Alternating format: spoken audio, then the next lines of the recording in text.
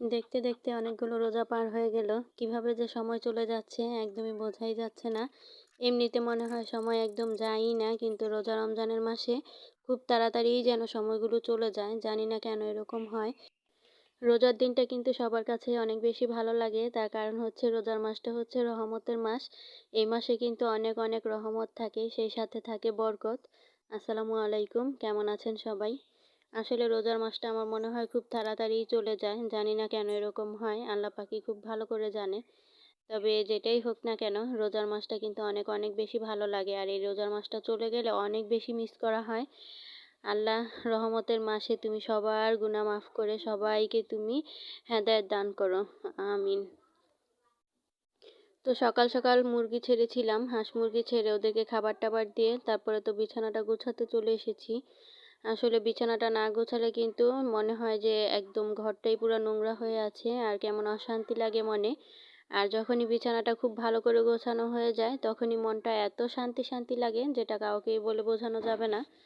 যারা সবসময় পরিপাটি হয়ে থাকতে পছন্দ করেন তারা কিন্তু খুব ভালো করে এই জিনিসটা বুঝতে পারবেন।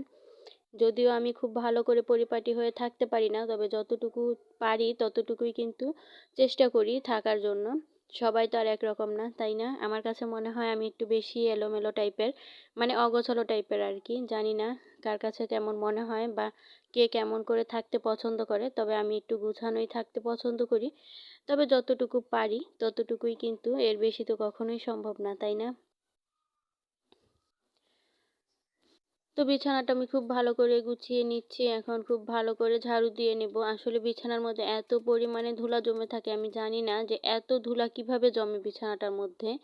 আমার কাছে মনে হয় যত ধুলা সব একদম বিছানার মধ্যেই থাকে। তো যতবারই আমি ঝাড়ু দেই না কেন, মানে এত পরিমাণে ধুলা হলে যেটা আমি আপনাদেরকে বলে বোঝাতে পারবো না, একদমই না। ক্যামেরায় কিন্তু অনেকটা বোঝা যাচ্ছে যে ক্যামেরার মধ্যেও ধুলা দৌড়াদৌড়ি করতেছে, এরকম একটা অবস্থা।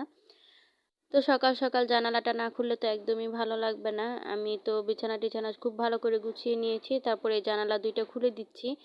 আমি কিন্তু ওই পাশের দুইটা জানালাও খুলে দিই সবসময়ই, তবে কিছুদিন হয়েছে খোলা হয় না। তো এবছর মনে হয় না আর খোলা হবে, আগামীতে খুলবো ইনশাল্লাহ। তো এই বছর এই দুইটা জানালাই আমি খুলে রাখবো। বিছানা টিছানা গুছিয়ে তারপরে চলে এসেছি জামা কাপড় রোদে দেওয়ার জন্য। জামা কাপড় তো ধুয়ে পরিষ্কার করে রেখে দিয়েছিলাম, তারপরে তো রোদে দিয়ে দিলাম।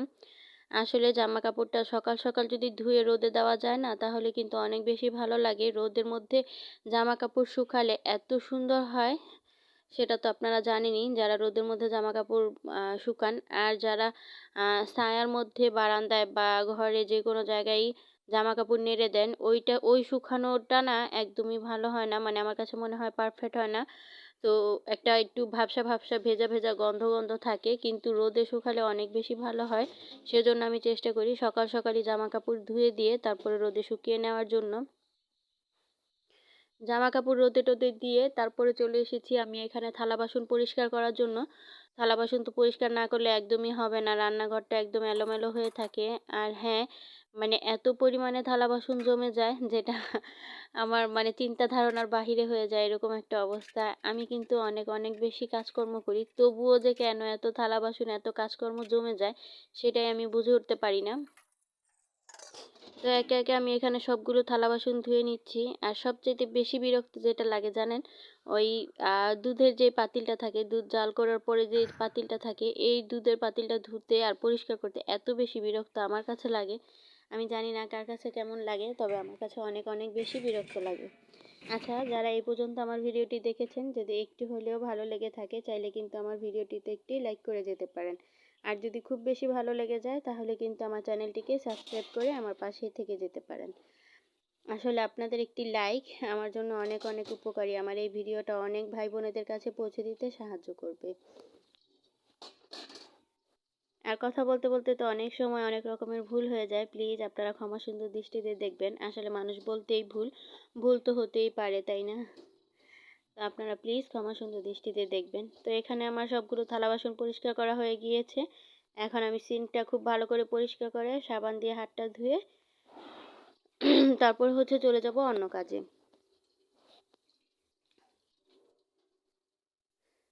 আসলে আমার মনে হয় যে, যে কোনো কাজই করি না কেন সাবান দিয়ে হাতটা খুব ভালো করে না ধুলে মানে একটু অপরিষ্কার, অপরিষ্কার লাগে। তো আমি যেই কোনো কাজ করি আগেই হাতটা ধুয়ে নিই। মানে কাজ করার সাথে, সাথে আমার হাতটা ধুতে হবে এটা আমার অভ্যাস।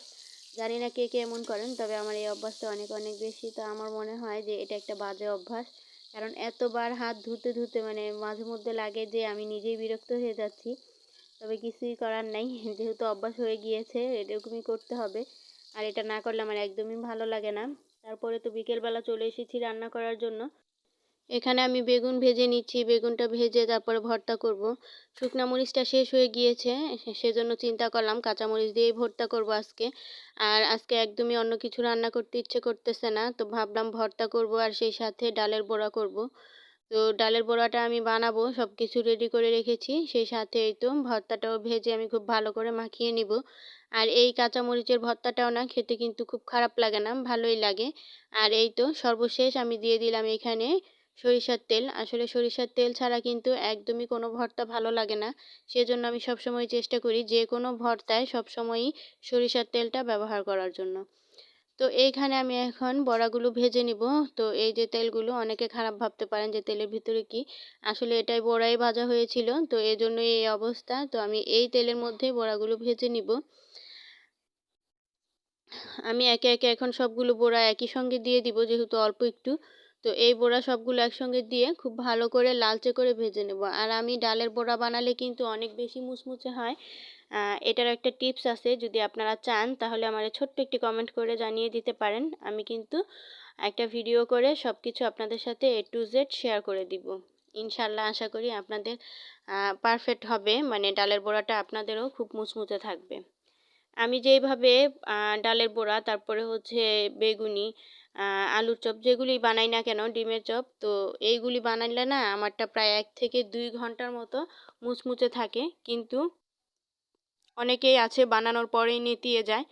তো তাদেরকে বলতেছি যদি আপনাদের ইচ্ছে হয় মানে মনে চায় তাহলে কিন্তু ছোট্ট একটি কমেন্ট করে আমাকে জানিয়ে দিতে পারেন। তো এইখানে আমার বড়াটা ভাজা শেষ। বড়াগুলো কিন্তু অনেক অনেক বেশি মজা হয়েছিল। তো আমি একে একে সবগুলো বড়া তেল ঝরিয়ে উঠিয়ে নেব। দেখতে দেখতে আজকেও ভিডিওর একদম লাস্ট পর্যায়ে চলে এসেছি। বিদায় তো নিয়ে নিতেই হবে। আজ বড়া ভাজতে ভাজতেই বিদায় নিয়ে নিব আপনাদের কাছ থেকে। সবাই ভালো থাকবেন, সুস্থ থাকবেন, আমাদের জন্য দোয়া করবেন। আল্লাহ হাফেজ। আসসালামু আলাইকুম।